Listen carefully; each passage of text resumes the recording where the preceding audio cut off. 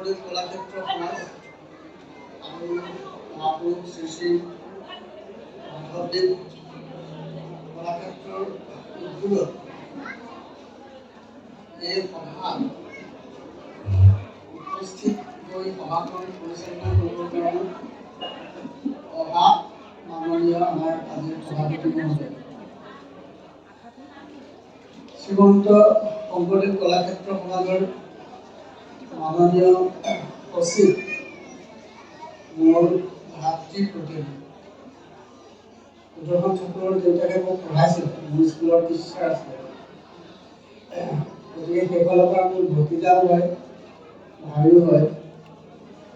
সুদৰ্শন সঁচাকৈ সুদৰ্শন ভাষা আৰু কথা যেতিয়া কয় তাত ব্যাকৰণৰ সৌন্দৰ্যই চাবা নে ভাষাৰ সৌন্দৰ্যই চাবা নে অৰ্থৰ সৌন্দৰ্যই চাবা। এই সুদৰ্শন ঠাকুৰক মই সন্মান জনাইছোঁ। আমাৰ ডিব্ৰুগড় বিশ্ববিদ্যালয়ৰ শ্ৰী শ্ৰী অনিৰুদ্ধদেৱ আসনৰ সাম্প্ৰতিক অধ্যাপক শ্ৰীমতী জাহ্নৱী গগৈ ডাঙৰীয়ানী বাইদেউ, আমাৰ পৰম শ্ৰদ্ধা শ্ৰী শ্ৰী মায়ামৰা আৰু অন্যান্য সত্ৰসমূহৰ যিসকল মাননীয় ধৰ্মগুৰু ইয়াত উপস্থিত হৈছে তেখেতসকললৈ মোৰ অস্পষ্ট প্ৰণাম আগবঢ়াইছোঁ।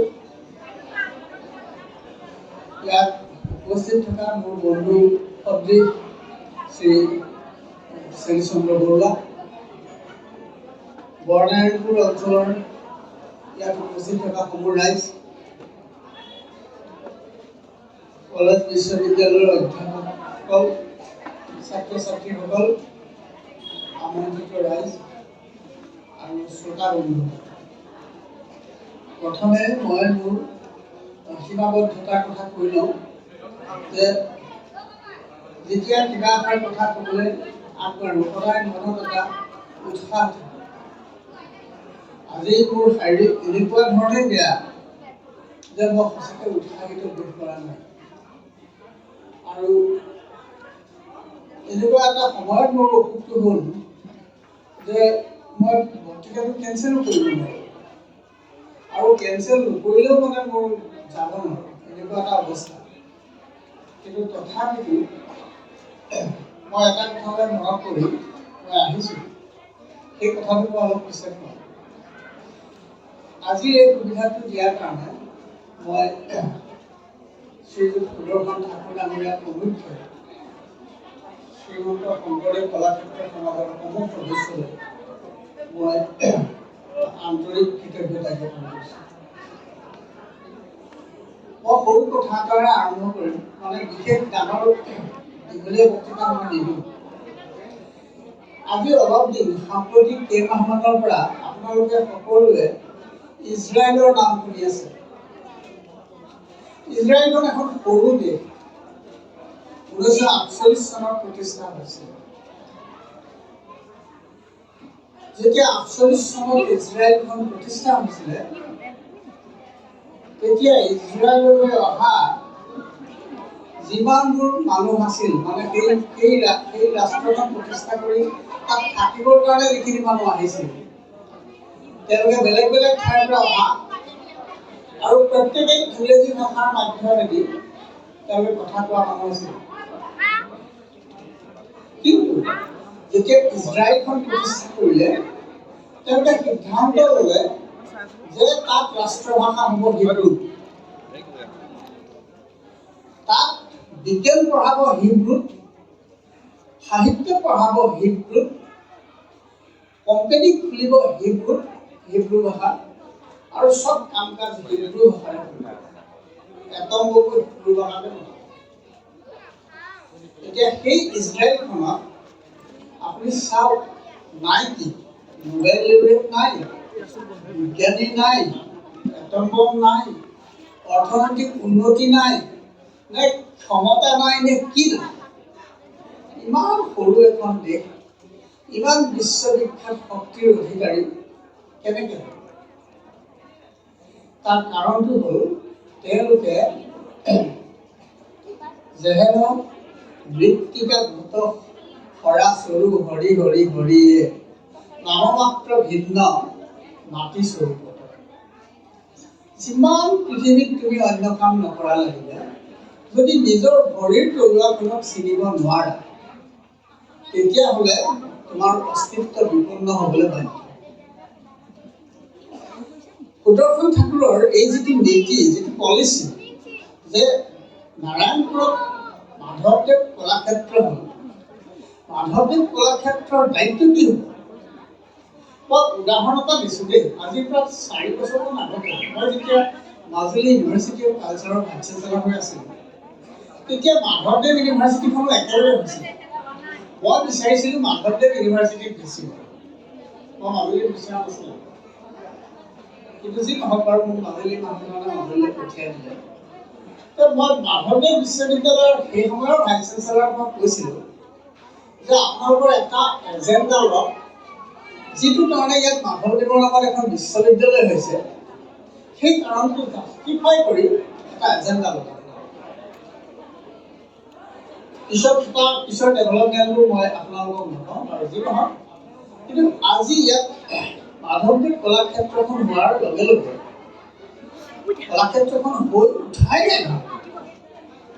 আপোনালোকে দেখিছে যে আপোনালোকৰ আইডেণ্টিটি, আপোনালোকৰ কণ্ট্ৰিবিউশ্যন, আপোনালোকৰ যিটো নিজস্বতা, সেই বৰ্ণায়নপুৰৰ নিজস্বতা মানে কি? অসমৰ নিজস্বতা, আমাৰ স্বকীয়তা, এই কথাটো প্ৰতিপন্ন কৰিবৰ কাৰণে এটা কাৰ্যসূচী হাতত লোৱা হৈছে।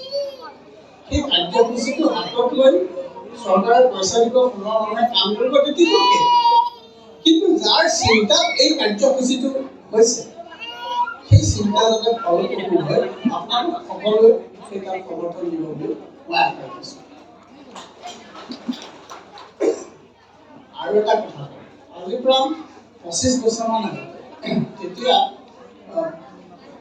মই প্ৰথম নাহৰতিলৈ আহিছিলোঁ চাবলৈ।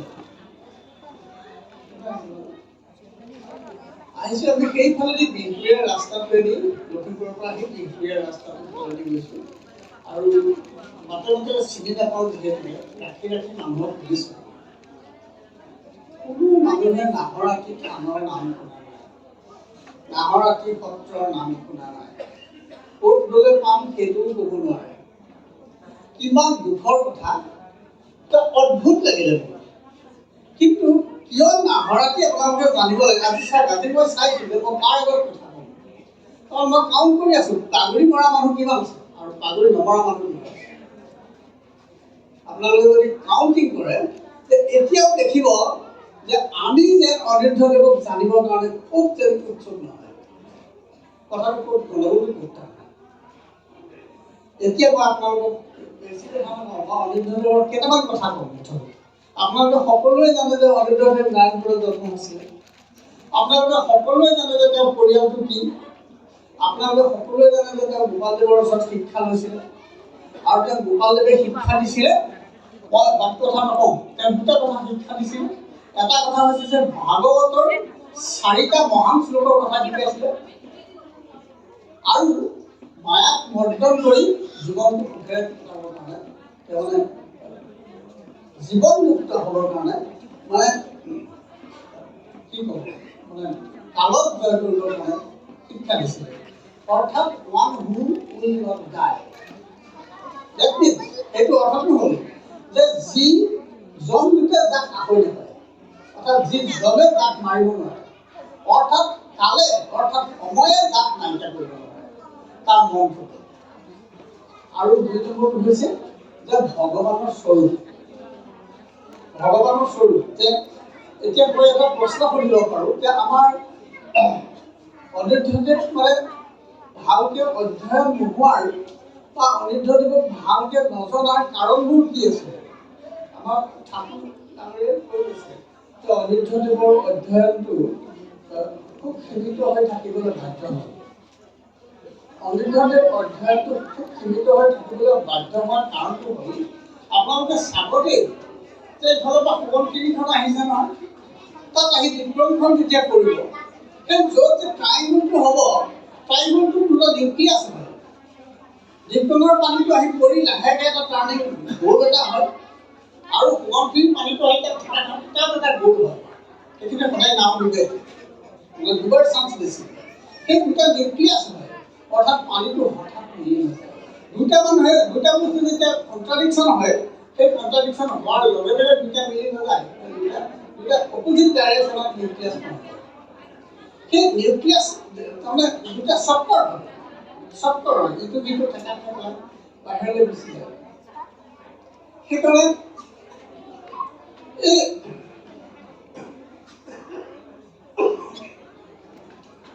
সেইটো এংগলৰ পৰা যদি আপুনি চাই, আপুনি চাব যে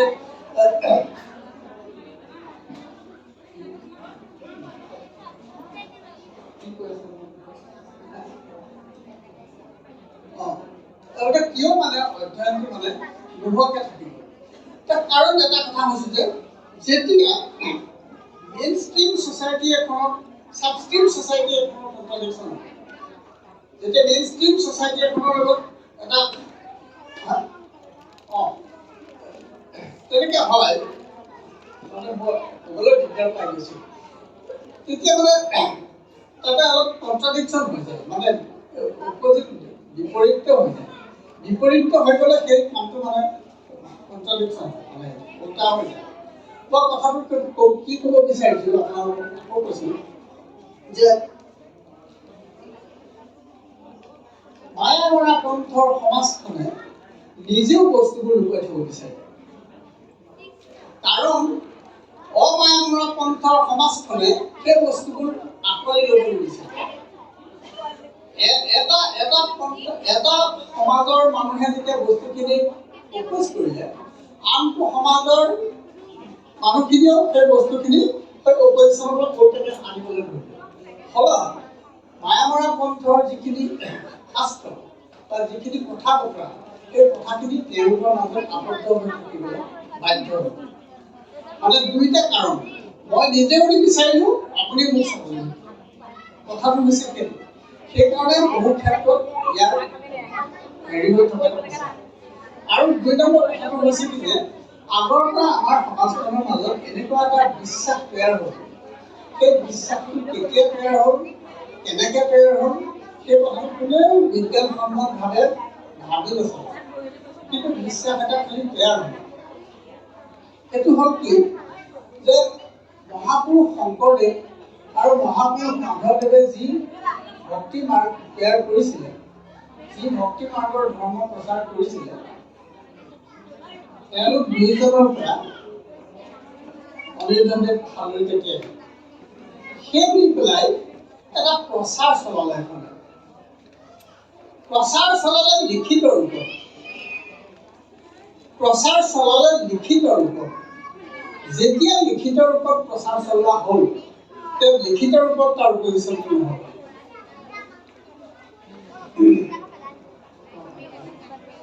সেইকাৰণে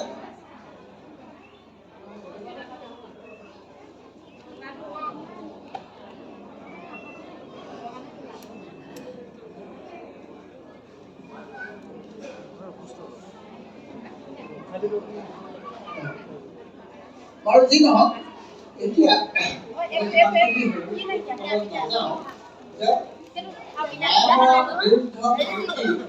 ভক্তি মাৰ্গৰ যিটো ধাৰা, সেই ভক্তি মাৰ্গৰ ধাৰাটোৰ বিষয়ে বা অনিৰুদ্ধদেৱৰ বিষয়ে মানুহে ভালকৈ জানিবলৈ নিবিচৰা এটা দল আছে আৰু জানিবলৈ নিদিয়া মানুহ আছে।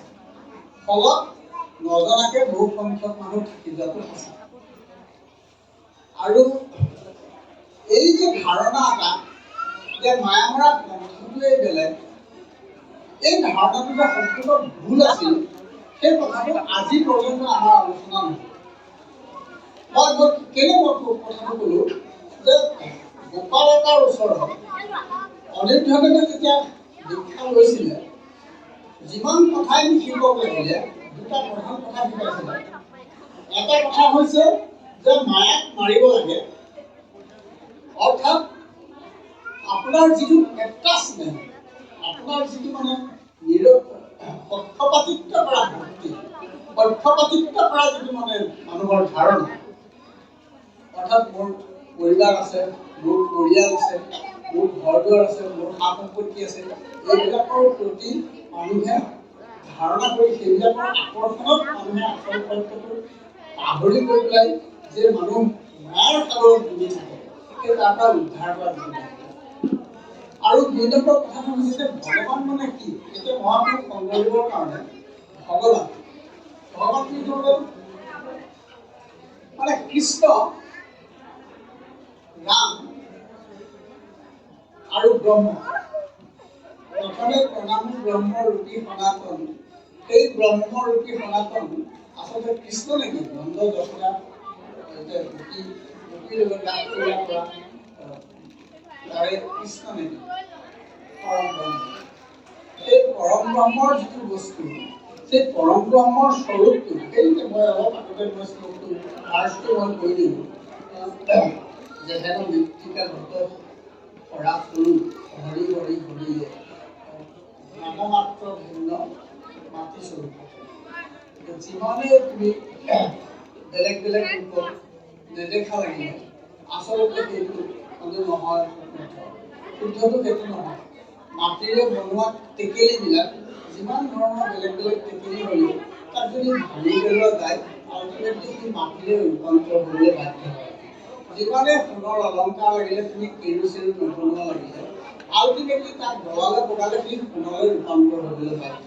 গতিকে কেৰুটো মিছা, সোণটোহে সঁচা। একচুৱেল সঁচাটো সোণ, কেৰুটো কিন্তু মিছা। অলপ দিন কেৰু নিচিনা দেখিছা, জুইত পগাই দিলে সি সোণ হৈ পৰিব, বেক টু দি পেভিলিয়ন, আকৌ সোণলৈ গুচি আহিব। গতিকে পৃথিৱীখন যে দেখিছা, এই মোৰ গাড়ী, মোৰ গৰু, মোৰ ঘোঁৰা, মোৰ সম্পত্তি, এই যে দেখিছা, এইবিলাক কিন্তু ইলিউশ্যন, এইবিলাক মিছা বস্তু, অনিত্য। আচলতে সত্যটো হ'ল পৰম ব্ৰহ্ম ভগৱান। সেই পৰম ব্ৰহ্ম ভগৱানক কোনে হাতে চুই চাব নোৱাৰে, কোনে চকুৰে চাব নোৱাৰে, কোনে ফটোগ্ৰাফ কৰিব নোৱাৰে, কোনে জুখিব নোৱাৰে, কোনে কি কালাৰ সেইটো ক'ব নোৱাৰে, সেইটোকে কয় নিৰ্গুণ। এই নিৰ্গুণ ভগৱানক পাবৰ কাৰণে মহাপুৰুষ শংকৰদেৱে ভক্তি ৰত্নাকৰ কৰি দিছে। তাত নিৰপেক্ষ ভক্তি নামৰ এটা ডাঙৰ চেপ্টাৰ লিখিছে। আৰু সেই চেপ্টাৰটোৰ মাধ্যমেদি শংকৰদেৱে যিটো ভগৱানৰ ধাৰণা কৈছে, সেই ভগৱানৰ ধাৰণাটো মাধৱদেৱে তেওঁৰ নামঘোষাত বহুত পৰিষ্কাৰকৈ কৈছে। এতিয়া শংকৰদেৱৰ যিটো ভগৱান, সেই ভগৱানটো মাধৱদেৱে ব্যাখ্যা কৰিছে। মাধৱদেৱে কি বুলি কৈছে যে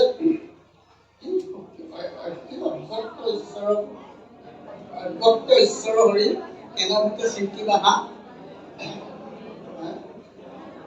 এটা মাত্ৰ মূৰ্তি শূন্য কেনভূত চিন্তি বাহা, নাম বুলি শুদ্ধ কৰা মন।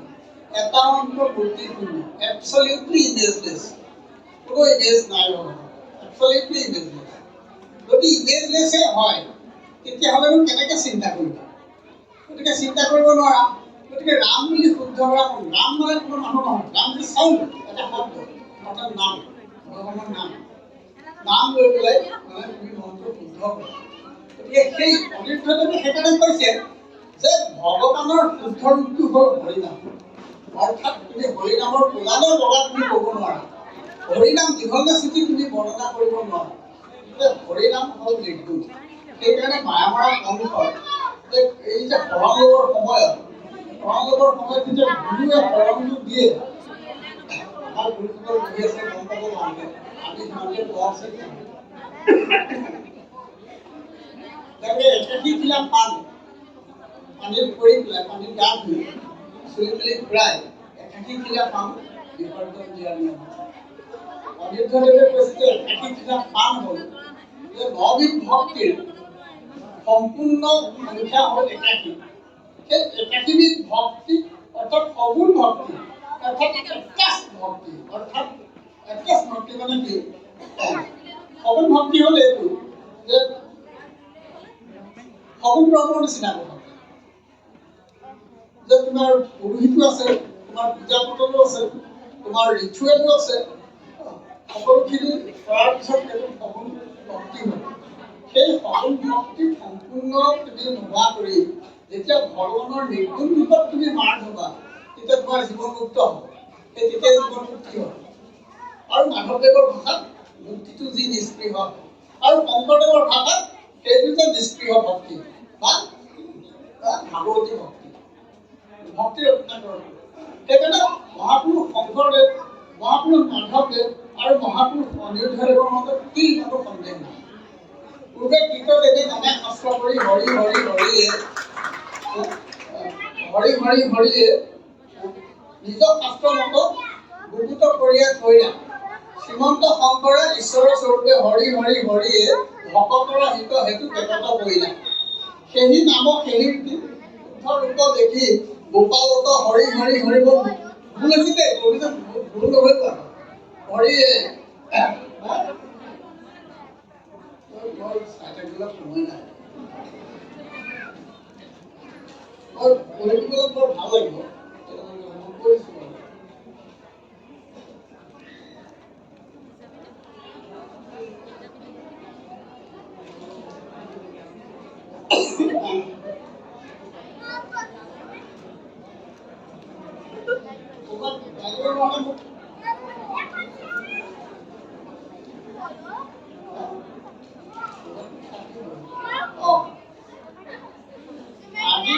দেৱে নানা শাস্ত্ৰ কৰি হৰি হৰি হৰি হৰিয়ে নিজৰ শাস্ত্ৰ মত বিভূত কৰিয়া কৰিলা শংকৰৰ ৰূপক ধৰিয়া ঈশ্বৰে হৰি হৰি হৰি হৰিয়ে ভকতৰ হিত চিন্তিয়া বেকত কৰিলা সেই ৰূপে সেই ধৰ্ম মাধৱত হৰি হৰি হৰি হৰিয়ে বেকত ভৰিলে দেখিলে সৰ্বজন সকলো এতেকে অভেদ শংকৰ মাধৱ হৰি হৰি হৰিয়ে বিচাৰৰ প্ৰমাণে তাক সবে জানিব আপোনালোক যাওক শাস্ত্ৰ মিলাই চাওক দেখিব শংকৰ আৰু মাধৱৰ ডিফাৰেঞ্চ আছে নাই সেই শাস্ত্ৰ মত গোপালৰ মুখে হৰি হৰি হৰি হৰিয়ে অনুমাত্ৰ ভেদ নাহি শুদ্ধ ৰূপ লিখি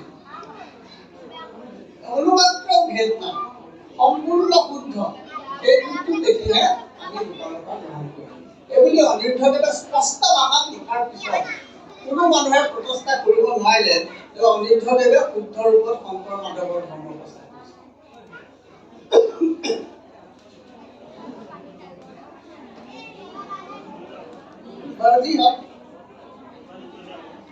সেইকাৰণে অনিৰুদ্ধদেৱে আৰু এঠাইত কৈছে শংকৰ মাধৱ ধুই গোপাল স্বৰূপ হুই জীৱক পাৰিলা পৃথিৱী ইহাক নমানে যিটো বিচাৰ নুবুজে সিটো তাৰ মত শাস্ত্ৰ ৰাখিছে শংকৰ মাধৱ গোপাল কোনো ডিফাৰেঞ্চ নাই আৰু সেই ধৰ্মৰ প্ৰচাৰ কৰিছে অন্য কোনো ধৰ্মৰ প্ৰচাৰ কৰা নাই কিন্তু খালি মই আপোনালোকক এটা কথা ইয়াতে কৈ দিছোঁ যে বিচাৰ প্ৰমাণে তাক সবে জানিব মহাপুৰুষে বিচাৰৰ প্ৰমাণে তাক সবে জানিব বুলি ক'লে অৰ্থাৎ কোনোবাই নোচোৱাতেই তেখেতক তাৰ প্ৰমাণো আছে যেনে গোপালকৰ বিষয়ে লিখোঁতে আৰু এঠাইত অনিৰুদ্ধদেৱে লিখিছে যে তাক নিন্দা কৰি খাইলে জনা ধৰি আছে অৰ্থাৎ গোপালককো কোনোবাই নিন্দা কৰিছে এই নিন্দা কৰাৰ কাৰণটো কি আছে এতিয়া মই আপোনালোকক কথাটো ক'ম যে আমি মাজুলীত যে খ্ৰীষ্ট ধৰ্ম প্ৰচাৰ হৈছে বহুত মানুহে চাৰিওফালৰ পৰা আমালৈ প্ৰশ্ন কৰে সত্ৰাধিকাৰসকলক যে ইমানবোৰ সত্ৰ থাকোঁতে ইমান সত্ৰাধিকাৰ থাকোঁতে মাজুলীৰ নিচিনা ঠাইত খ্ৰীষ্টান ধৰ্ম কেনেকৈ বনাব আপোনালোকক মই আজি কথা এটা কওঁ যে অসমৰ বাহিৰে উত্তৰ পূবৰ সকলোতে খ্ৰীষ্ট ধৰ্ম হ'ল অসমৰ বিভিন্ন ঠাইত অসমৰ প্ৰথমতে শদিয়াত খ্ৰীষ্টান মিছনেৰীসকলে বাহৰ পাতিছিল শদিয়াৰ পৰা লাহে লাহে তেওঁলোকে তিনিচুকীয়া হৈ ডিব্ৰুগড়লৈ আহিছিল কিন্তু কেৱল শদিয়া তিনিচুকীয়া আৰু ডিব্ৰুগড়ত বাদ দি শিৱসাগৰতো মিছনেৰীসকলে পাতিলে খোলা নগাঁৱতো পাতিলে গুৱাহাটীতো পাতিলে গোৱালপাৰাতো পাতিলে ভাইসকল আপোনালোকে হুলস্থুল নকৰিব তেখেতে কৈছে স্বাস্থ্য তেখেতৰ বেয়া তথাপি আপোনাক সুন্দৰকৈ তেখেতৰ কথাখিনি শুনিবলৈ যত্ন কৰক। ধন্যবাদ। কিন্তু শদিয়াৰ পৰা ডিব্ৰুগড়লৈ খ্ৰীষ্টান মিছনাৰীসকলে খোলা কাটিব নোৱাৰিলে। এনেকৈ জানে কিয়? তাৰ কাৰণটো হ'ল যে শদিয়াৰ পৰা আৰম্ভ কৰি ডিব্ৰুগড়লৈ সেইটো অনিৰুদ্ধদেৱৰ মহাকাব্য আছে। গোটেই মায়াপাৰা পন্থৰ ভক্তসকলৰ খুব গাঁত সমাগম হোৱা ঠাই হিচাপে সেই ঠাইখিনি পৰিচিত। অষ্টাদশ শতিকাৰ মাজভাগত সমগ্ৰ মৰাণ জাতিৰ মানুহখিনি অষ্টাদশ দেৱৰ শিষ্য হৈছিল। তাৰ পূৰ্বে অনিৰুদ্ধদেৱৰ দিনৰ পৰা আৰম্ভ কৰি অন্ততঃ নিত্যানন্দ দেৱৰ দিনলৈ এই প্ৰায় ১৩০০ বছৰ কালত বাকী চুতীয়া কছাৰী অসম এই মানুহখিনি গৈছিল। গতিকে উজনি অসম খণ্ডটো শদিয়ালৈকে আজিকালি নামচাই এই গোটেই অঞ্চলটো অনিৰুদ্ধদেৱৰ কৰ্মক্ষেত্ৰ মানে মায়ামৰা পন্থৰ মূল কেন্দ্ৰ হিচাপে পিছৰফালে পৰিচিত হৈছে। ঊনবিংশ শতিকাত যেতিয়া তালৈ মায়ামৰা সত্ৰখন উঠি যায়, সেই সময়ছোৱাতে খ্ৰীষ্টান মিছনাৰীসকলো অসমৰ ফালে আহিছিল। আমাৰ মাজুলীলৈও আহিছিল 1843, 44, 45, 46 এনেকুৱা। কিন্তু মুলুক পৰ্যায়ৰ মাজুলী আৰু এই অঞ্চলটোত তেওঁলোকে পুথি লিখিব নোৱাৰে। তাৰ মূল কাৰণটো হ'ল যে এই যে যিখিনি জনজাতীয় মানুহ, যিখিনি তৎসম মানুহ, সেই মানুহখিনিক অনিৰুদ্ধদেৱে নিজৰ পন্থক সোমোৱাই এখন বৃহত্তৰ ঐক্যবদ্ধ সংঘত হিন্দু সমাজ গঠন কৰাৰ ভেটি নিৰ্মাণ কৰিছিল। মই আপোনালোকক আৰু এটা কথা কওঁ, আমি যেতিয়া মহাপুৰুষ শংকৰদেৱৰ বিষয়ে বক্তৃতা দিবলৈ বিচাৰোঁ, তেতিয়া আমি সদায় এটা গীতাৰ পৰা শ্লোক মাৰোঁ। শ্লোকটো হ'ল যদা যদা হি ধৰ্মস্য গ্লানিৰ ভৱতি ভাৰত। আমি যে এই যে শ্লোকটো যে মাতি পেলাই আমি কওঁ যে মহাপুৰুষ শংকৰদেৱৰ আৱিৰ্ভাৱৰ সময়ত অসমত নানান ধৰণৰ ব্যৱসায়ী ধৰ্ম প্ৰচলন আছে। এতিয়া আমি কিন্তু কোনেও নকওঁ যে নানান ধৰণৰ ব্যৱসায়ী ধৰ্মবোৰ ক'ত আছে। আমি কিন্তু দেখিছোঁ হাজোত হৰগীত মাধৱৰ যিটো মন্দিৰ, তাৰ দুটা ভাগ, তলৰ ভাগটো প্ৰাচীন, ওপৰৰ ভাগটো পিছত। তলৰ ভাগ যিটো one of the best residential আৰ্কিটেক্সাৰৰ one of the best in India. এই হাতীৰ কাঠৰ ওপৰত আমি এতিয়াও নকলোঁ যে সেইটো কোনে বনাইছিল। তাৰপিছত আহিলে আমি কামাখ্যা মন্দিৰ। কামাখ্যা মন্দিৰৰ ওপৰৰ ভাগটো নাৰায়ণে বনোৱা, তলৰ ভাগটো পৰ্যায়ৰ। কিন্তু আমি সেইটো নাজানো যে সেইটো কোনে বনোৱা। তাৰপিছত আপোনালোকে তেজপুৰত দেখিছে যে মহাভৈৰৱৰ পৰা আৰম্ভ কৰি ইফালে গোটেই ৰেঞ্জ, সূৰ্য পাহাৰত দেখিছে দুদিনৰপৰা পৰা গোটেই ৰেঞ্জ, ইফালে গোলাঘাটৰ ইফালে গোটেই ৰেঞ্জ। এই গোটেইখিনি শংকৰদেৱৰ সময়ৰ ধৰ্মৰ সেই ধৰ্মৰ যে মানুহবিলাক যেতিয়া ভক্তি মাৰ্গ প্ৰচাৰ হ'ল, ভক্তি মাৰ্গ প্ৰচাৰ হোৱাৰ লগে লগে শংকৰদেৱে থিয়ৰিটো দিলে যে কিৰাত কছাৰী খাচী গাৰোবিৰি যৱন সংগ গোৱা যিমান আছে চব ভকত হ'ব পাৰে বুলি শংকৰদেৱে থিয়ৰিটো দি থৈ গ'ল। কিন্তু সেই থিয়ৰিটো একচুৱেলি প্ৰেক্টিচ নহ'ল নহয়। যেতিয়া শংকৰদেৱৰ আগৰ যিটো ধৰ্মপন্থা আছিল, যিবিলাক মানুহে নানান ধৰণৰ বলি বিধান কৰি পেলাই নানান অত্যাচাৰ কৰিছিলে বুলি আমি ক'লোঁ, মহাপুৰুষ শংকৰদেৱৰ ভক্তি মাৰ্গ হোৱাৰ লগে লগে সেই মানুহখিনি পলাই গ'ল। ইয়াত সোমালে নাই সোমোৱা। গতিকে আমি আনচাৰটো দিব পাৰিব লাগে। আমি দেখোঁ যে মহাপুৰুষ শংকৰদেৱৰ সময়ত যিমান দূৰলৈ ভক্তি মাৰ্গটো সম্প্ৰচাৰ হ'ল, যিমান ধৰণৰ মানুহক এমব্ৰেছ কৰিলে, আচল এমব্ৰেছিং প্ৰক্ৰিয়াটো আৰম্ভ হ'ল এই কাল সংহতিৰ মাধ্যমেদি। এই প্ৰক্ৰিয়া সেইকাৰণে গোপালতাক বিপ্লৱী বুলি কোৱা হয়। মই কথা এটা কৈছোঁ শুনক, কথাগুৰু চৰিত্ৰত এটা কথা আছে, গোপালতাক কথাৰ সাগৰ বুলি কয় নহয়। গোপালতা বোলে ভাগৱত শাস্ত্ৰত মহাপণ্ডিত আছে।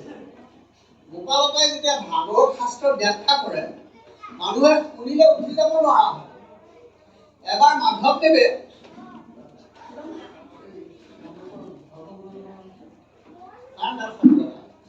নাৰায়ণ দাস ঠাকুৰ এটাক পঠিয়ালে উজনিলে কিবা কামত। তেওঁ আহি গোপালতাৰ তাত কালদাৰত পালে। কালদাৰত পাই যাব নোৱাৰা হ'ল, 3 মাহত মানুহ 6 মাহ লাগিল। তেতিয়া মাধৱদেৱে মধুপুৰতে নাৰায়ণ দাস ঠাকুৰক সুধিলে, তোমাৰ ইমান দেৰি কেলে হ'ল? তেওঁ অলপ ক'বলৈ বিচৰা নাই। তেতিয়া মই গম পালোঁ নহয়, তুমি নিশ্চয় গোপালৰ তাত ভাগৱত শুনিব লাগিলা। অৰ্থাৎ গোপালতাৰ তাত ভাগৱত শুনিলে মানুহ উঠি যাব পাৰে, মানে ইমান ভালকে তেওঁ পঢ়াব পাৰে আৰু কথা ক'ব পাৰে। সেই গোপালতাই ভাগৱতৰ 4 শ্লোক অনিৰুদ্ধদেৱক শিকাইছে। সেই 4টা শ্লোক কি মই লৈ আহিছোঁ, আপোনালোকক মই ক'ব পাৰোঁ ভালকে, কিন্তু সময় নাই আৰু কি নহওক ৰ'ব এক মিনিট। তাৰপিছত যেতিয়া গোপালতাই ভাগৱত কেনেকৈ ব্যাখ্যা কৰে, মাধৱদেৱৰ সন্দেহ হ'ল যে ভাগৱতটো কেনেকৈ ব্যাখ্যা কৰে চাওঁচোন। এদিন মানে গোপালতাই ভাগৱত ব্যাখ্যা কৰি থাকোঁতে আপোনালোকে পঢ়িব, কথাটো লিখা আছে। আহোঁতে লাই খুঁটাৰ আঁৰ লৈ মাধৱদেৱে ভাগৱত ব্যাখ্যা কৰাটো শুনি আছে। আৰু গোপালতাই কিবা কাৰণত অলপ গম পালে যে কোনোবা চিনিয়ৰ মানুহে আহি তেওঁ পঢ়োৱাটো শুনি আছে। গতিকে গোপালতাই খেল চমক ধৰি চাই দেখিলে ঘূৰি যায়। আমিনো এনেকৈ কৰোঁতে আপুনি আহিছে বোলে, নহয় তুমিনো কেনেকৈ ভাগৱত পাঠ কৰা আমি শুনিব বিচাৰিম। কথাটো সিমানতে থাকিল। কিন্তু আপোনালোকে মন কৰিলেনে কি মডেলত তেওঁ ভাগৱত পাঠ কৰাইছিল আৰু কিয়নো মাধৱদেৱে শুনিবলৈ যাবলগীয়া হৈছিল? কথাটো সেই ভাগৱতৰ 4টা শ্লোকত কৈছে, যেতিয়া ব্ৰহ্মাই সুধিলে যে আচল ভগৱান কোন, স্বৰূপ কেনেকুৱা, তেতিয়া ঈশ্বৰে মানে স্বয়ং ভগৱানে ব্ৰহ্মাক সেই 4টা শ্লোকত ভাগৱতৰ সাৰ সেই ভাগৱতৰ সাৰটোত কৈছে, সেইটো অনিৰুদ্ধদেৱে যে কৈছে যেহেন মৃত্তিকা গত কৰা স্বৰূ হৰি হৰি হৰিয়ে নামমাত্ৰ ভিন্ন মাটি স্বৰূপ। অৰ্থাৎ একচুৱেল বস্তুটো সত্যটো হ'ল, আল্টিমেট ট্ৰুথটো হ'ল, এবছলিউট ট্ৰুথটো হ'ল এইটো আচল পৰম ব্ৰহ্মটো। পৰম ব্ৰহ্ম অনিৰুদ্ধদেৱে ডিফাইন কৰিছে যে প্ৰাকৃত ৰূপত থাকে। পৰম ব্ৰহ্ম থাকে প্ৰাকৃত ৰূপত। অৰ্থাৎ পৰম ব্ৰহ্মত বিলীন হোৱাটো হ'ল মুক্তি। মুক্তি, সেই মুক্তিয়ে হ'ল আমাৰ জীৱনৰ কাম্য। মাধৱদেৱে কৈছে যে সেই মুক্তিও কি নিবিচাৰে, সেয়ে আচল ভকত। অনিৰুদ্ধদেৱে কৈছে ঈশ্বৰতকৈ অধিকাৰৰ ভকতহে পথ বিয়া আছে। যে ভয় কাৰণে মই যে আপোনাক ক'লো যে ভকতৰ ঈশ্বৰতকৈ অধিকাৰৰ ভকতহে পথ বিয়া আছে। আমাৰ অনিৰুদ্ধদেৱৰ পন্থত আপোনালোকে দেখিব যে বাকীবোৰ পন্থত যেতিয়া সকামত ভকত বহে তেওঁলোকে লাইনত বহে, অনিৰুদ্ধদেৱৰ পন্থত পূজা কৰি বহে আৰু ভকতে সেৱা কৰে। আৰু অনিৰুদ্ধদেৱৰ পন্থৰ প্ৰত্যেকখন মেনুস্ক্ৰিপ্টৰ তলৰ ফালে লেখা থাকে মোৰ মহাপুৰুষক শৰণ, তেওঁৰ ভকত। এনেকুৱা এখন মেনুস্ক্ৰিপ্ট নাই য'ত লেখক বা ৰচয়িতা বা নকল কৰোঁতাই এই বাক্যটো লিখা নাই, মোৰ মহাপুৰুষক শৰণ, তেওঁৰ অৰ্থাৎ ইজনক সিজনক সেৱা কৰে। ভকতহে ঈশ্বৰক লগ পাবৰ কাৰণে ভক্ত লাগে।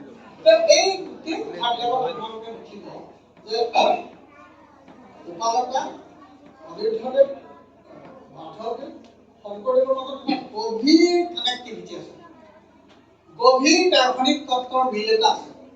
সেই গভীৰ দাৰ্শনিক তত্ত্বৰ মিলটোৰ ৰিফ্লেকশ্যন হৈছিলে এই যে পি শংকৰদেৱ সময়ৰ সমাজখন। এই পি শংকৰদেৱ সময়ৰ সমাজখন এতিয়া কি কুকুৰৰ চিগালৰ গৰ্দ ভৰা আত্মাৰ আম।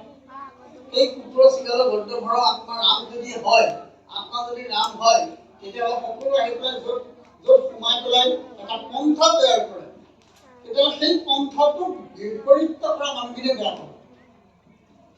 যে যিমান মানুহ আছে, ইমান সৰু সুৰা মানুহ আছে, সকলো সৰু সুৰা মানুহক অনিৰুদ্ধদেৱৰ চৰিত্ৰখন লিখা আছে যে নাহৰাতিত যেতিয়া তেওঁ ধান কাটিলে অসংখ্য প্ৰদত্ত লোকে আহি পেলাই তেওঁ কম ল'বলৈ আৰম্ভ কৰিলে। আপোনালোকে চাব যে আজিকালি মোৱামৰীয়া শব্দটো ক'লে আমি লোকে ভাল নাপাওঁ, কিন্তু মোৱামৰীয়াটো এটা ঐতিহাসিক শব্দ। অনিৰুদ্ধদেৱে নিজৰ পন্থটোৰ নাম ক'তো দিয়া নাই। এঠাইত কৈছে নাম ধৰ্ম, এঠাইত কৈছে ভক্তি ধৰ্ম, এঠাইত কৈছে ভক্তি মাৰ্গ, এঠাইত কৈছে এক শৰণীয়া। চাৰিবাৰেই কৈছে। এঠাইত কৈছে এক শৰণীয়া, এঠাইত কৈছে ভক্তি মাৰ্গ, এঠাইত কৈছে ভক্তি ধৰ্ম, আৰু এঠাইত কৈছে নাম ধৰ্ম। এই চাৰিটাই নাম কৈছে, ক'তো কোৱা নাই। কিন্তু সেই চাৰিটা নামক বাদ দি পেলাই কোনোবাই কয় মহামূল্য, কোনোবাই কয় ভকত, কোনোবাই কয় অৰিত্য, কোনোবাই কয় ভক্তি। মায়ামৰাটো নহয়, মায়ামৰা নামটো অফিচিয়েল নাম। মই এতিয়া কথাটো কৈছো যে এই যে নামকেইটা যে হ'ল, এই নামকেইটা কোনে দিয়া? আপোনালোকে গম পাইছিলে এই নামকেইটা কোনে দিয়া? যি আদিচৰিত মানুহে নাম লিখিছিল সেই মানুহবিলাকে দিয়া। আদিচৰিত পুথিখনটো আপোনালোকে জানে?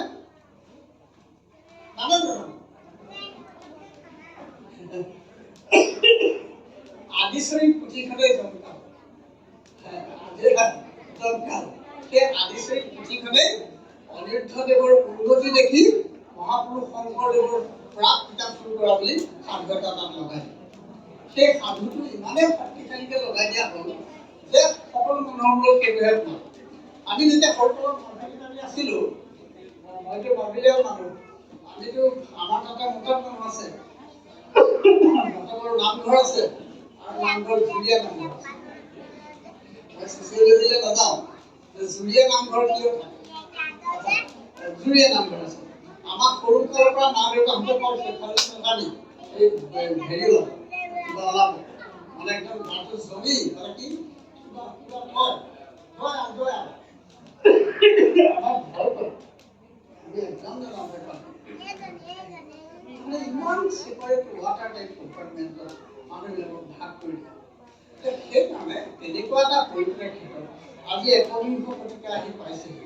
এই একবিংশ শতিকাটো যদি আমি অনিৰুদ্ধদেৱক বুজি নাপাওঁ, অনিৰুদ্ধদেৱে কি কৰি থৈ গ'ল আমি যদি সেইটো এতিয়াও আৱিষ্কাৰ কৰিবলৈ বাকী থাকোঁ, এতিয়াও আমাৰ চাৰিওফালে যেতিয়া ইংলেণ্ডৰ সাতসাগৰ তেৰ নদীৰ পৰা পাৰ হৈ আহি খ্ৰীষ্টান মিছনেৰীয়ে বাস বান্ধিব পাৰে, তেতিয়াও যদি আমি গম নাপাওঁ এই কুকুৰা চিগালৰ বৰ্ধভৰা আত্মাৰাম খিনি যদি আত্মাৰাম নহ'লেহেঁতেন, সেইখিনি সকলো মানুহে খ্ৰীষ্টান হ'লেহেঁতেন। সঁচানে মিছা? একেবাৰে সঁচা। তেতিয়াহ'লে এই অনিৰুদ্ধদেৱৰ আৱিষ্কাৰৰ কাৰণে আমি ইমান দিন ৰ'ব লগা হ'ল কেলে? আজি প্ৰায় 15-20 বছৰ আগতে মই কৈছোঁ নহয়, এটা মানুহে চিনি নাপালোঁ এই নাহৰতী থানখন। কিন্তু নাহৰতী থানখন বটানিকেলি ৱৰ্ল্ড ফেমাছ। আপোনালোকে জানেনে? বেছিকে নাই জানো? নাহৰতী থানখন নাহৰ গছৰ এটা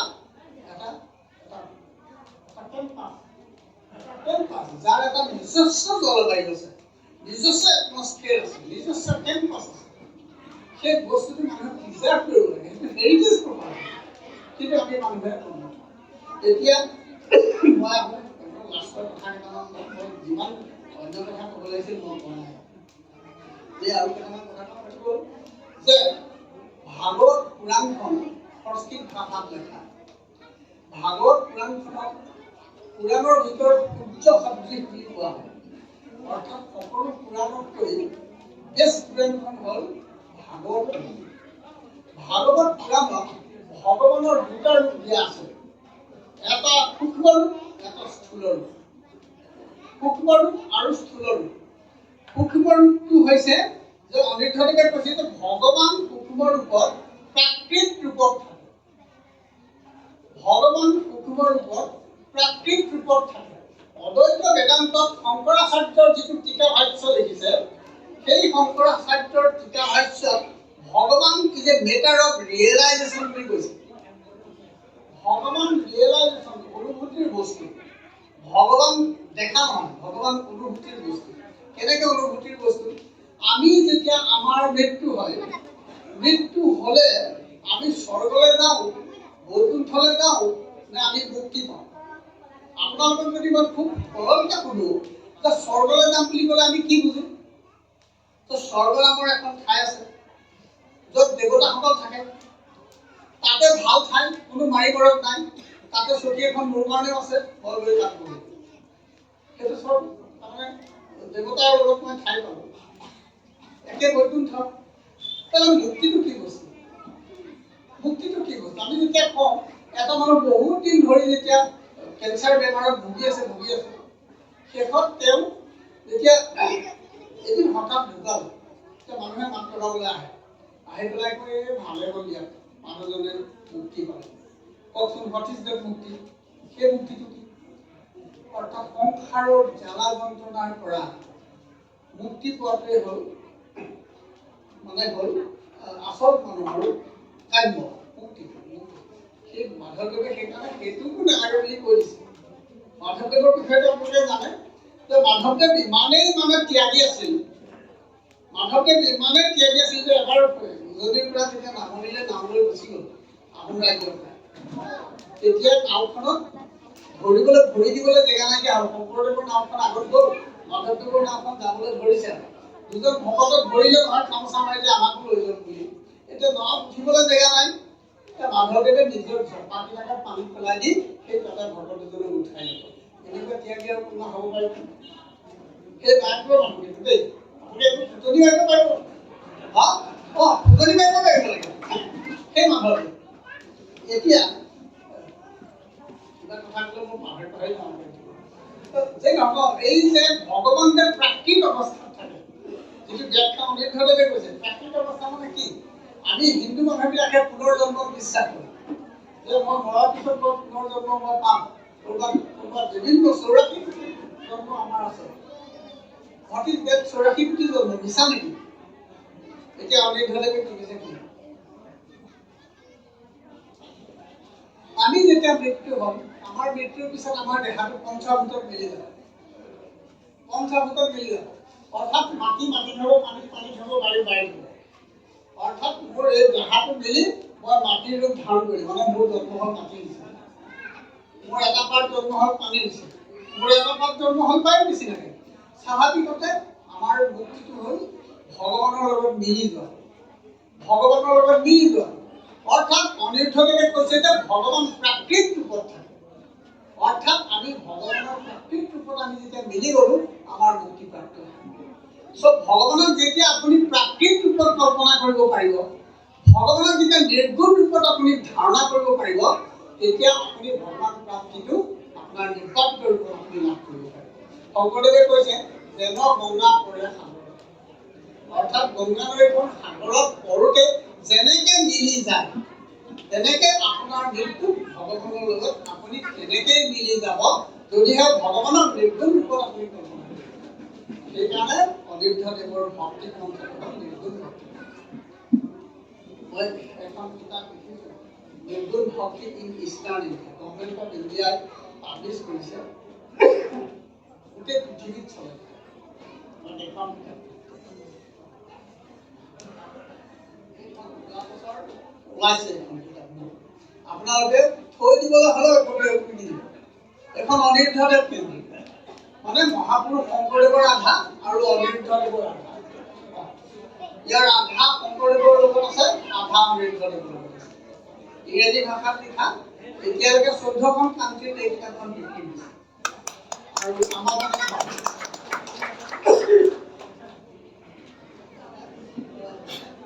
বিশেষ আৰু একো কথা নকওঁ যে দৰ্শন বুলি কওক, আদৰ্শ বুলি কওক, ভাষা সাহিত্য বুলি কওক, মই সাহিত্যৰ কথা কৈ সামৰণি মাৰিম।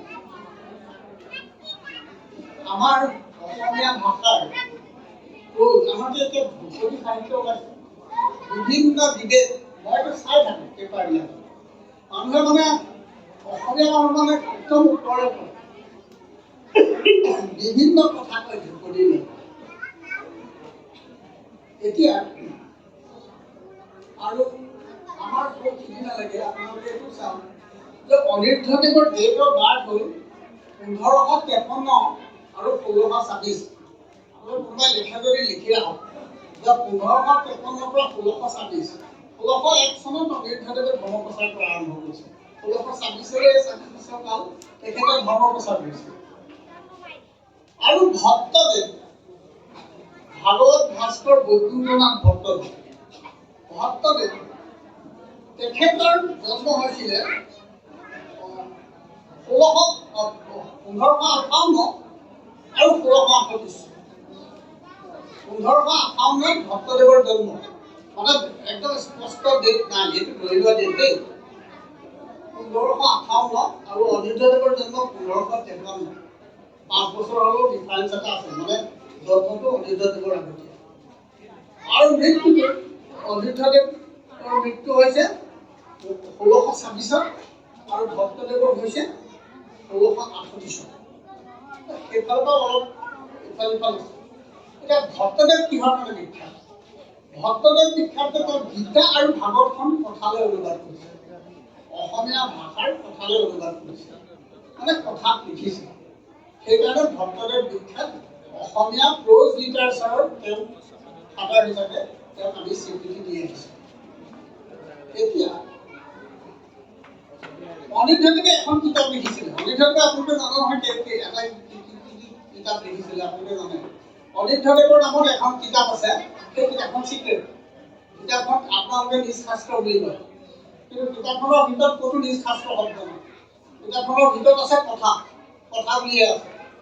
কথা ইতি কথা সমাপ্ত, কথা সমাপ্ত বুলি আছে। নিজ শাস্ত্ৰ বুলি নাই, নিজ শব্দটো তাত ব্যৱহাৰ হৈছে নিজ ভকত। নিজ ভকত এই অৰ্থতে নিজ শাস্ত্ৰ শব্দটো তাতে ব্যৱহাৰ হৈছে, অৰ্থাৎ নিজ ভকত, মোৰ পন্থৰ ভকত। নিজ শাস্ত্ৰ অৰ্থাৎ মোৰ পন্থৰ শাস্ত্ৰ, তেনেকুৱা অৰ্থ। আচ্ছা, সেই শাস্ত্ৰ ভাগৰ প্ৰয়োজত লিখা, তাৰমানে তাতে লিখিছে কি, তাতে 3টা ভাগ আছে। সেই শাস্ত্ৰখনত 3টা ভাগ আছে। এটা ভাগ সম্পূৰ্ণ অসমীয়া গদ্যত লিখা, একদম মানুহে মুখেৰে কোৱা কলকল গদ্যত লিখা। আনটো ভাগ সংস্কৃতৰ শ্লোক আছে, বহুত সংস্কৃতৰ শ্লোক আছে। আৰু এটা ভাগ আছে, সেইটো হৈছে কিছুমান উদাহৰণ আছে, নিদৰ্শন বুলি কয়, কিছুমান উদাহৰণ আছে। এতিয়া উদাহৰণবিলাক যাবলৈ যাওঁতে আপোনালোকক মই মানে কিছুমান ফিলচফিৰ কথাও ক'বলগীয়া হয়, যে ধৰ্মৰ ক্ষেত্ৰত সদায় কিছুমান কথা চিক্ৰেট হৈ থাকে। চিক্ৰেট মানে একদম গুপ্তস্য গুপিত, মানে গোপনীয়ৰো গোপনীয় হৈ থাকে। ধৰ্মৰ ক্ষেত্ৰত কিছুমান কথা গোপনীয় হৈ থাকে। সেই গোপনীয়তাৰ কথাটো হৈছে এনেকুৱা যে কয় যে এটা অৰ্থ এটা, 12 দলৰ 13 থকা, ভাল মাৰিলি বাপৰ বেটা, ৰৌ বৰালি সৰকি গ'ল, পুঠি খলি শুনা পাহে পাহে। 12 দল 13 কেনেকৈ ভটা হয় না? পুখুৰীত পানী নাই, পাৰ উপচি পৰে, গছত চৰাই নাই, জাকে জাকে উৰে। আকৌ গছত চৰাই এটাও নাই, কিন্তু জাকে জাকে উৰি আছে। পুখুৰীত পানী নাই, কিন্তু পাৰ হৈ গৈছে। এইবিলাক মানে ভকতীয়া ভাষা। ভকতীয়া ভাষা, ইয়াৰ সদায় ওলোটা গতি এটা থাকে, ওলোটা অৰ্থ থাকে। অনিৰুদ্ধদেৱে ওলোটা অৰ্থ সূচক কিছুমান শব্দ 247টা মই কাম কৰিছিলোঁ, 247টা তেনেকুৱা টাৰ্ম আছে। এতিয়া সেই গোটেই 247টা যিটো টাৰ্ম আছে, সেই 247টা টাৰ্মৰ কিছুমান আমাৰ সাধাৰণ অসমীয়া ভাষাত সমাস্য শব্দ বুলি কয়, মানে ছেক্সুৱেল চাইড এটা তাত দেখিবলৈ পোৱা যায়। এতিয়া কথাটো হ'ল যে ধৰ্মত যেতিয়া চিক্ৰেট কথা কয়, তাৰ যিটো কয় সেইটো কিন্তু নহয়, অৰ্থটো তাৰ ওলোটা। সেইটো কবিৰে কৰিছিলে। কবিৰৰ আগত গোৰক্ষনাথে কৰিছে, গোৰক্ষনাথৰ আগত ভাগৱতত আছে। এতিয়া মই ভাগৱতত এতিয়া অনিৰুদ্ধদেৱৰ বিষয়ে ওলাওঁতেহে মই কথা কৈছোঁ যে অনিৰুদ্ধদেৱক মায়া মৰা পন্থ বুলি কোৱাৰ লগে লগে সেই সাপৰ এটা মায়া কাৰবাৰ এটা মেজিক এটা কথা পুথিখনত লেখা আছে। যে ৰজাই সুধিলে বোলে এই কলহটোৰ ভিতৰত কি আছে, বোলে ৰজাই তাতে পাদু এটা সোমাই লৈ পেলাই মুখখন ঢাকি সুধিলে। তো অনিৰুদ্ধদেৱে গম পালে যে তেওঁ মোক পেনাল্টি দিবৰ কাৰণে এইটো কাম কৰিছে। ঠিক আছে, তাৰ এটা খেতি খাপ আছে। তো ৰজাই খুলি চাই দেখিলে যে মস্ত খেতি খাপ এটা ওলাই আহিছে। মই কিতাপখনত দেখিছোঁ, আচলতে ৰজাই ইমানেই ভয় খালে তেওঁ মুখখন খুলিলে নে নুখুলিলে সন্দেহ আছে। কিন্তু তেওঁ ভয় হ'লে খাইছে এইটো ঠিক, এতিয়া সেইটো মই ইণ্টাৰপ্ৰেট কৰিবলৈ যাওঁতে মই ভাগৱতৰ এই যদুবংশ ধ্বংস, যেতিয়া যদুকুলে যেতিয়া যমুনাৰ পাৰত পিকনিক খাই আছিলে, তেতিয়া যে সেই এটা ল'ৰাক যে প্ৰেগনেণ্ট ওমেনৰ নিচিনাকৈ দেখুৱাই পেলাই যে সুধিলে যে ঋষিমুনি, কোৱাচোন তোমালোকে যে ইমান জ্ঞানৰ ফুটনি মাৰা, এই মহিলাগৰাকীৰ ল'ৰা হ'ব নে ছোৱালী হ'ব? তেতিয়া ঋষিমুনিয়েতো গম পালে যে ইহঁতে মোক ইনচাল্ট কৰিছে, গতিকে তাৰ তহঁতে তাল ঠিক কৰি লোহাই তহঁতৰ বংশ ধ্বংস। আল্টিমেটলিটো দেখিলে যে লোহাত জন্ম হ'ল সঁচাকৈ আৰু যদুবংশ ধ্বংস হ'ল। ফুলেশ্বৰী কুঁৱৰীয়ে মায়ামৰা মহন্তক সুধিলে যে মোৰ যে কেঁচুৱা হ'বলৈ বহুত দিন, এতিয়া মোৰ ডাঙৰ হৈছে, মোৰ কেঁচুৱা জন্ম হ'ব, কোৱাচোন ল'ৰা হ'ব নে ছোৱালী হ'ব? তেতিয়া মায়ামৰা মহন্তই ক'লে তোৰ ল'ৰাও নহয় ছোৱালীও নহয়, মাংস পিণ্ড এটা। সঁচাকৈ ফুলেশ্বৰী কুঁৱৰী ডাইড বিকজ অফ দিছ। গম পালেনে কথাটো? এই কথাবিলাকৰ কিছুমান পলিটিকেল বেলেঞ্চ অফ পাৱাৰৰ কথা আছে। এইবিলাক থিয়ৰিটিকেলি বহুত ওপৰ লেভেলত চিন্তা কৰা যায়, মানুহে দেখা মতে নহয়, ইয়াৰ অৰ্থ বহুত দ আছে। সেইকাৰণে অনিৰুদ্ধদেৱক দাৰ্শনিক হিচাপে চোৱাৰ বহুত থল আছে। আমি সেইটো গমেই নাপাওঁ। মই খালি এটা কথাহে আজি আহোঁতে পাতিছোঁ যে নাৰায়ণপুৰ ঠাইডোখৰ কি এনেকৈ মহিমা আছে, এই ডাঙৰ ডাঙৰ মানুহবিলাক তৈয়াৰ হৈছে। যে ইমান মানুহবিলাক যে মই বহিলা পঢ়োৱা এটা পঢ়োৱাৰ ভিতৰত মই এটা বক্তৃতা দিছিলোঁ উত্তৰ কমলাবাৰীৰ আৰু সেইটো প্ৰিণ্ট হৈ পাব্লিছ হৈ গৈছে। তাতো মই দেখিলোঁ যে বহিলা পদ্মাৱতাৰ বিষয়ে মানে এনেকুৱা কিছুমান অদ্ভুত কথা আছে যে ভাবিলে আচৰিত লাগে। অনিৰুদ্ধদেৱৰ পঢ়োঁতে দেখিলোঁ এনেকুৱা কিছুমান অদ্ভুত কথা আছে ভাবিলে আচৰিত লাগে। আৰু মাধৱদেৱৰতো কথাই নাই, কি লেভেলৰ পণ্ডিত আছিল। এই ঠাইডোখৰ কি মহিমা আছে? আপোনাৰ সেই মহিমাটো ডিছকভাৰ কৰিবৰ কাৰণে এইবিলাক মানুহৰ ধৰক এতিয়া গম পাব কথাটো। এতিয়া মই ক'ব বিচাৰিছিলোঁ নিজ শাস্ত্ৰ। সেই নিজ শাস্ত্ৰখন মানে সেই নিজ শাস্ত্ৰখন অনিৰুদ্ধদেৱে মই তাৰ গৱেষণামূলক কথাবোৰ নকওঁ, খালি এটা উদাহৰণ দিওঁ, আমাৰ ছেক্ৰেটাৰীও শুনক। শাস্ত্ৰভাগ কেনেকৈ আৰম্ভ হৈছে মই এইখিনিতে প্ৰফেচৰ মই কথা এটা কৈ লওঁ। যেতিয়া মই অনিৰুদ্ধদেৱৰ বিষয়ে গৱেষণা কৰিবলৈ লৈছিলোঁ তেতিয়া মোকতো চিক্ৰেট লাগে, মোক শাস্ত্ৰ লাগে, মোক চাবলৈ লাগে। তেতিয়া যোগানন্দ গোস্বামী অধিকাৰ গোস্বামী যিটোৱে মায়ামৰা সত্ৰৰ যোগদানন্দ মায়ামৰা সত্ৰৰ তেওঁ মোৰ দেউতাৰ নিচিনা, মোক একদম সৰু ল'ৰাৰ পৰা মোক মৰম কৰে। আগতে সনলদা বাইদেউৰ লগত মই যাওঁ তেওঁৰ ঘৰলৈ, তেওঁ মোক মৰম কৰে। তাৰপিছত যেতিয়া মই ক'লোঁ যে মই গৱেষণা কৰিম, মোক আপোনালোকে বিশ্বাস কৰিব, গুৰুক হাত দি ক'লে তুমি মোৰ আজিৰ পৰা ল'ৰা, তোমাক যি লাগে মই তাত দিম। মই আজি মই সেৱা কৰিছোঁ। এই যে মই কথা কৈছোঁ, মই তেখেতৰ নামত কৈছোঁ, তেখেতে মোক এই সাহস আৰু এইটো নিদিয়া হ'লে মই কেতিয়াও ইমানখিনি ক'ব নোৱাৰোঁ। আৰু তেখেতৰ লাইব্ৰেৰীটো পুথিৰ ঘৰটো সম্পূৰ্ণ মুক্ত হিচাপে মোক নকৰে। আৰু যিটো আপোনালোকৰ অতি উত্তম মততেহে চাব পাৰে সেইখিনি তেখেতে মোক দেখুৱাই কৰে।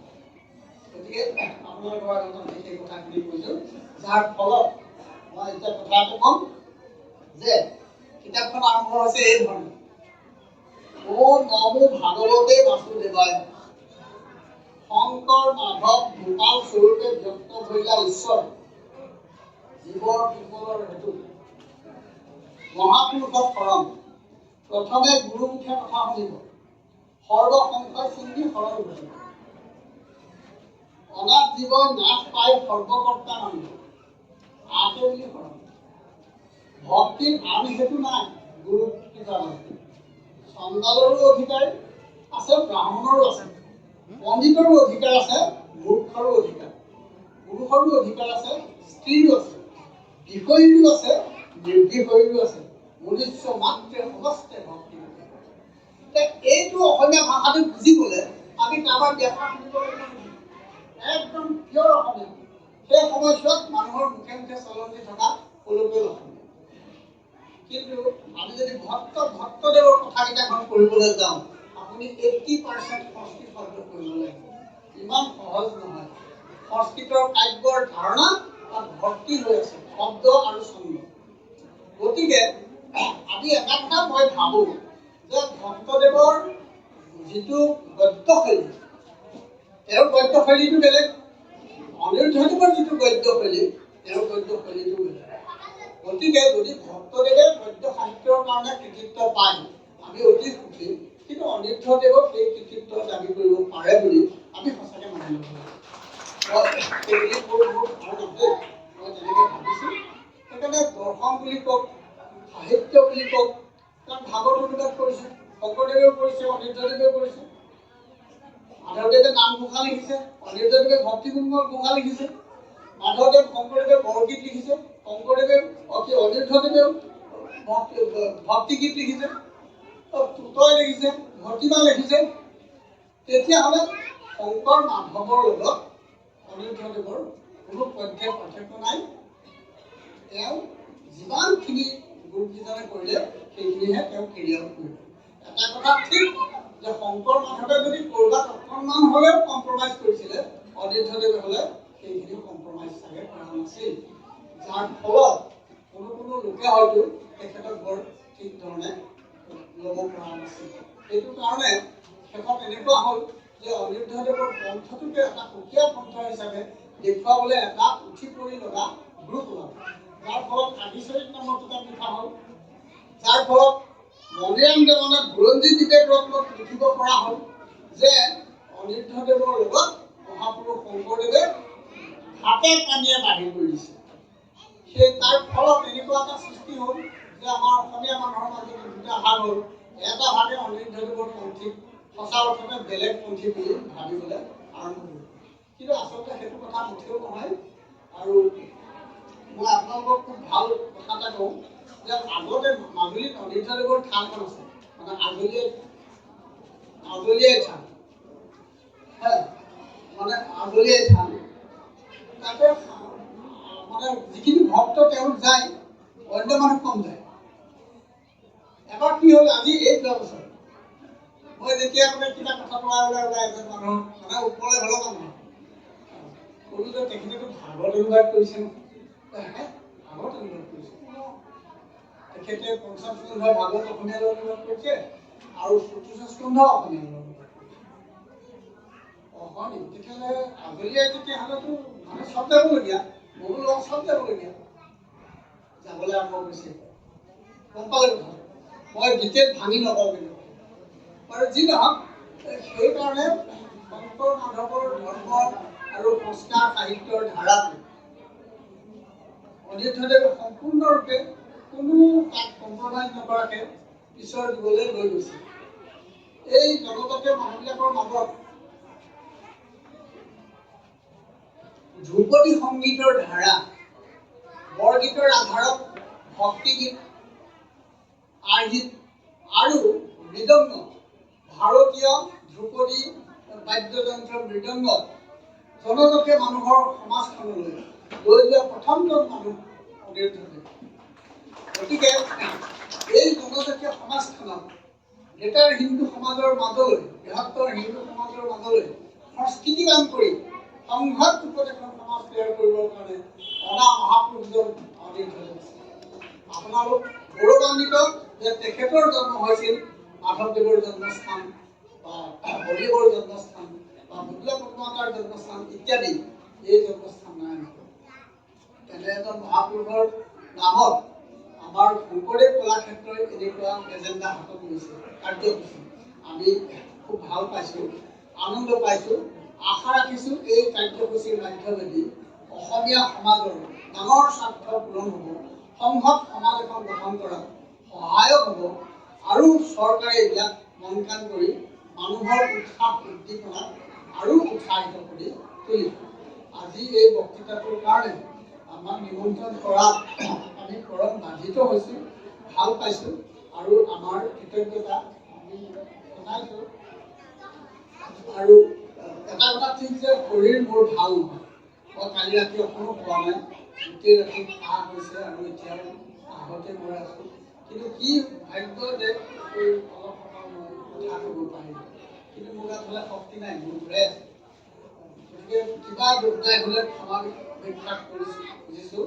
আৰু সত্ৰাধিকাৰ প্ৰভুসকল সোমাইছে, অনিৰুদ্ধদেৱৰ পন্থ প্ৰভু বুলি নকয়, শাস্ত্ৰত লিখা আছে দেউতা।